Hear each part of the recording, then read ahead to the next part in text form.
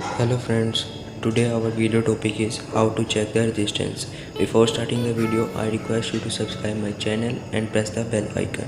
Let's start the video. Here we have a multimeter. Set the multimeter button on continuity.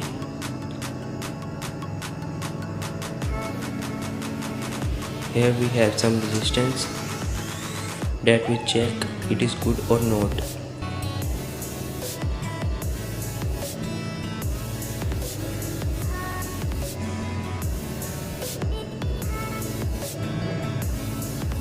Put the negative and positive probes of multimeter.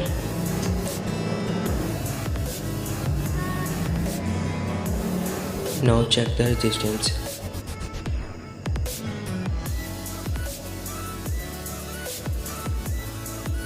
If the multimeter gives sound, then your resistance will be okay.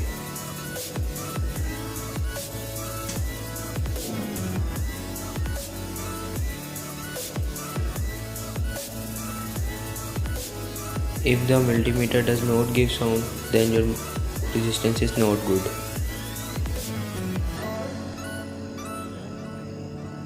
We have another resistance.